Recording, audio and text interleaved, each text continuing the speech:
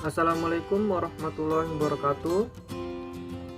Perkenalkan, nama saya Bima Warasatul Ambia Asofa dari instansi Kantor Pencarian dan Pertolongan kelas B Tarakan, Angkatan 3, Kelompok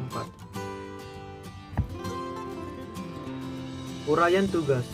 Yang pertama, membuat rangkuman yang berisi pengalaman pembelajaran ke-1, yaitu hari Rabu 15 Juni tahun 2022.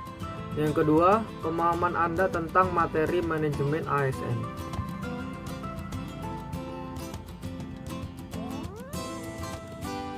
Yang pertama, pelaksanaan Zoom meeting bersama Bapak Iwayan Juni antara SSIT MAP.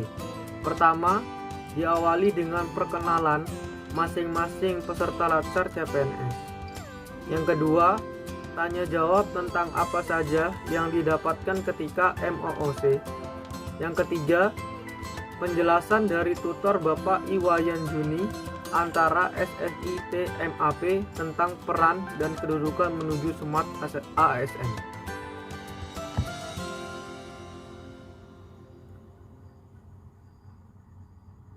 Smart ASN apakah itu? Yaitu ASN yang memiliki kemampuan dan karakter meliputi integritas, profesional, hospitality, networking, entrepreneurship, berwawasan global, penguasaan IT dan bahasa asing. Sistem merit. Pemahaman terkait kebijakan sistem merit yang berdasarkan kualifikasi, kompetensi, dan kinerja ASN.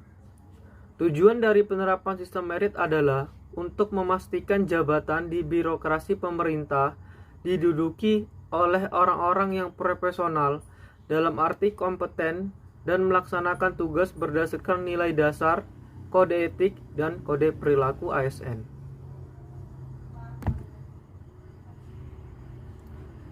Manajemen ASN. Manajemen ASN adalah pengelolaan ASN untuk menghasilkan pegawai ASN yang profesional, memiliki nilai dasar, etika profesi, bebas dari intervensi politik, bersih dari praktek korupsi, kolusi, dan nepotisme. Kedudukan ASN. Kedudukan ASN ada dua. Yang pertama, PNS, pegawai negeri sipil. Yang kedua, P3K atau pegawai pemerintah dengan perjanjian kerja. ASN adalah profesi pegawai-pegawai yang bekerja pada instansi pemerintah, baik di tingkat pusat maupun di tingkat daerah. P3K adalah pegawai pemerintah dengan perjanjian kerja yang diangkat oleh pejabat pembina kepegawaian dan diserahi tugas dalam suatu jabatan pemerintah atau diserahi tugas negara lainnya dan digaji berdasarkan peraturan dan perundang-undangan.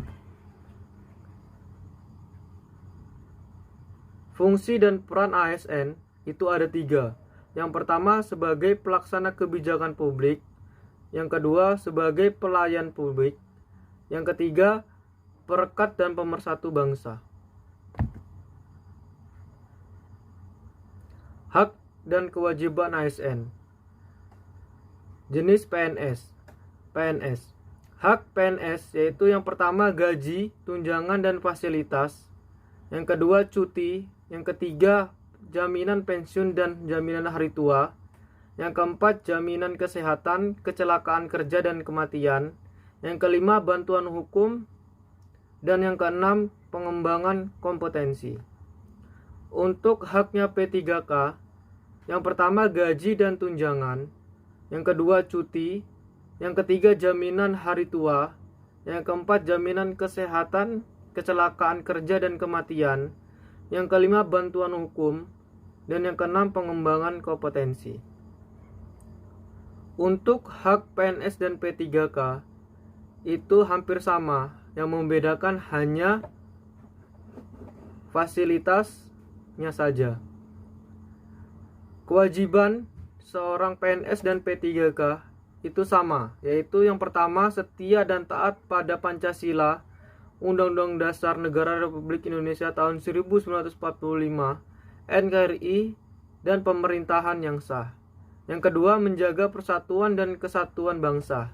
Yang ketiga, melaksanakan kebijakan pemerintah, menaati ketentuan perundang-undangan, melaksanakan tugas kedinasan, menunjukkan integritas dan keteladanan, menyimpan rahasia jabatan, bersedia ditempatkan di seluruh wilayah Negara Kesatuan Republik Indonesia. Kode etik dan kode perilaku ASN. Yang pertama, melaksanakan tugasnya dengan jujur. Yang kedua, melaksanakan tugasnya dengan cermat dan disiplin. Yang ketiga, melayani dengan sikap hormat, sopan dan tanpa tekanan. Yang keempat, melaksanakan tugasnya sesuai dengan perintah atasan sejauh tidak bertentangan dengan perundang-undangan. Sekian dan terima kasih. Wassalamualaikum warahmatullahi wabarakatuh.